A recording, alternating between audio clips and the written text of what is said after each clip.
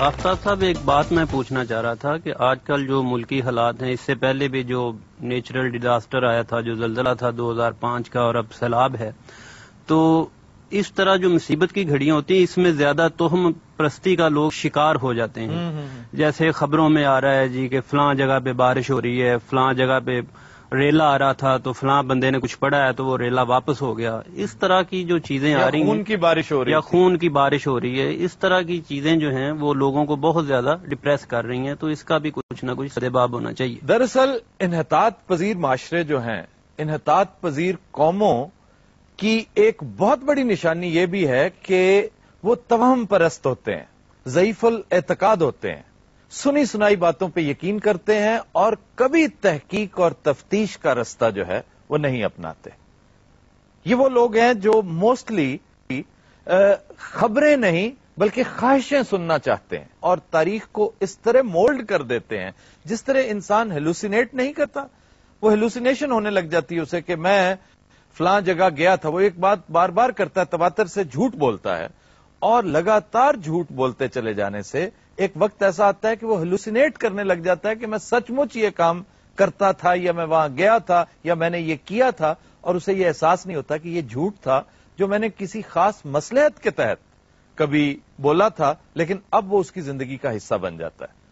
ہمارا ایک سیگمنٹ ہوا کرے گا جس میں ہم بہت سے تاریخی واقعات، ایسی کہانیاں، ایسے من گھڑت قصے کہ جو باقاعدہ تاریخی کتابوں کا حصہ بن چکے ہیں، جن کے اوپر کسی مورخ نے، کسی لکھاری نے تحقیق کرنے کی کوشش نہیں کی، زحمت نہیں کی، ہم انہیں وقتاً فوقتاً سامنے لاتے رہیں گے. اس کا مقصد یہ نہیں ہے کہ لوگوں کے اندر تاریخ کا ایک ذوق پیدا کیا جائے، تاریخ کا مطالعہ، اس کی پروموشن کی جائے. وہ ایک بندے پہ خود تاریخ پڑھنی چاہیے، تاریخ ایک لاجواب چیز ہے. اس ایکسرسائز کا مقصد جو ہے وہ یہ ہے کہ ہم لوگوں کے اندر ایک خو پیدا کریں، ایک ذوق آگہی اور ایک جستجو پیدا کریں کہ جو بات وہ سنیں اس پر منون یقین نہ کر لیں.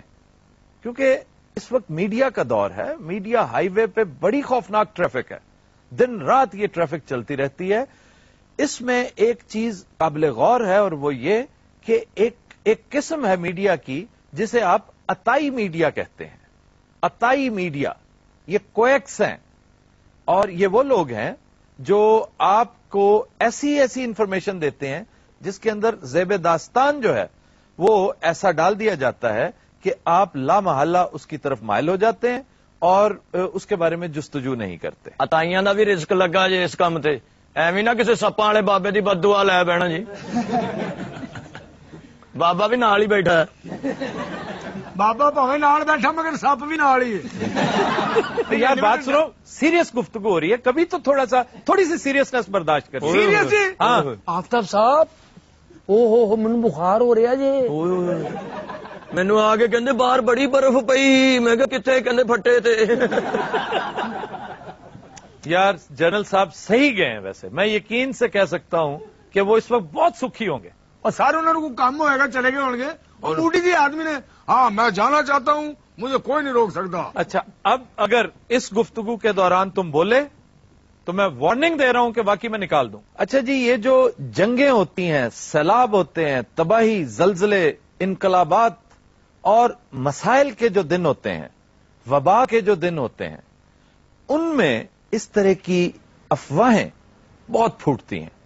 اور چونکہ نفسا نفسی کا عالم ہوتا ہے، لوگ بے یقینی میں اس قدر ڈوب چکے ہوتے ہیں اور لوگ دنیا اور جہان کی بے ثباتی کو اس قدر غور سے محسوس کر رہے ہوتے ہیں کہ وہ ہر بات پہ یقین کر لیتے ہیں.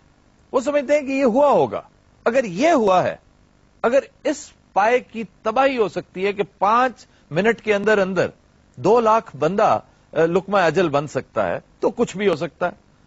اگر بیٹھے بیٹھے دریا بھپر سکتے ہیں اور سارا کچھ اپنے ساتھ بہا کر لے جا سکتے ہیں تو یہ بات بھی ممکن ہے.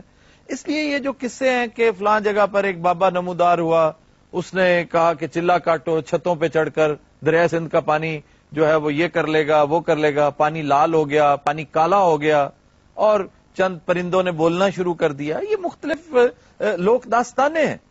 آپ ان پر کان دھرنے کی بجائے تھوڑی سی تحقیق کریں, پوچھیں کہ بھی یہ بات کہاں ہوئی ہے. ان تاریخی افسانوں کا جو سلسلہ ہے اس کی پہلی کڑی نیل آرمسٹرانگ کا واقعہ ہے. نیل آرمسٹرانگ کو آپ جانتے ہیں, یہ وہ 3 ایسٹروناٹ تھے جو سب سے پہلے جنہوں نے چاند کا سفر کیا, اپولو 11 میں گئے. نیل آرمسٹرانگ سب سے پہلے چاند پر قدم رکھنے والا انسان تھا. اس کے بارے میں ایک متھ مشہور ہے کہ اس نے مصر میں اپنے قیام کے دوران اذان کی آواز سنی تو اپنے دوستوں کو بتایا کہ ایگزیکٹلی یہی آواز میں نے خلا میں بھی سنی ہے اور چاند پر جو ہی میں نے قدم رکھا اس وقت یہ اذان کی آواز جو ہے یہ وہاں جاری تھی, میں نے خود سنی ہے. اب یہ بات 1983 میں انڈونیشیا کے ایک اخبار میں چھپی, پھر ملیزیا کا بھی ایک چھوٹا سا چیتھڑا تھا جس میں چھپ گئی. انڈیا میں اس کو بہت اچھالا گیا, ویسٹ میں بھی پھر چھپی اور اس قدر راسخ ہو گئی کہ پاکستان سمیت پورے عالم اسلام میں جنگل کی آگ کی طرح یہ خبر پھیل گئی. اب ہمارے سادہ لوگ جو ہیں وہ ان کا ذوق دیکھیے کہ وہ اس بات میں اٹریکشن تو بہت ہے, بات میں بڑی سنسنی ہے, وہ اس کو سن کے بہت انجوائے کرتے, لیکن یہ کسی نے زحمت نہیں گوارا کی کہ اس سے پوچھیں تو صحیح کہ بھائی اس کی کوئی ڈیٹیلز فراہم کرو. وہ تم خود کیوں نہیں آتے؟ 1983 کو اتنا جو ہے وہ کوئی بہت تاریخ کا پچھواڑا نہیں ہے, ابھی کل کی بات ہے. چنانچہ اس پر اس بیچارے کو خود ایک پریس کانفرنس کرنی پڑی. اس نے پریس کانفرنس میں کہا جی میں نے ایسی کوئی بات نہیں کی, یہ من گھڑت ہے, میرے ساتھ بالکل منسوب کر کے یہ ایسے ہی خام کا ایک کسی نے افسانہ گھڑا ہے. اور سو مچ سو مولانا وحید الدین خان نے اسباق تاریخ جو بڑی لازوال کتاب ہے جس کا ہم وقتاً فوقتاً تذکرہ کرتے رہیں گے اور ان کی دیگر کتابوں کا بھی تذکرہ کرتے رہیں گے, بڑے لاجواب عالم ہے, اللہ تعالیٰ انہیں صحت دے, تھوڑے سے بیمار ہیں آج کل, دلی میں ان کا قیام ہے, بڑے لاجواب محقق ہیں. انہوں نے نیل آرمسٹرانگ کے ساتھ فون پہ خود بات کی. اور خواتین و حضرات دلچسپ بات یہ ہے کہ نیل آرمسٹرانگ نے کہا کہ مولانا میں آج تک مصر گیا ہی نہیں, میں نے کہاں جا کے سٹیٹمنٹ دینی تھی. تو اس کے بعد پھر یہ سلسلہ کسی حد تک سبسائڈ ہوا. خواتین و حضرات ہم لیتے ہیں ایک بریک, ہمارے ساتھ رہیے گا. جب باقیوں کو لگ جائے فل سٹاپ تب بھی چلتی رہے یوتھ پیکج کی آفر نان سٹاپ, یعنی 2 منٹ کے بعد کال بالکل فری, وہ بھی پورے 24 گھنٹے روزانہ, یعنی فل ٹائم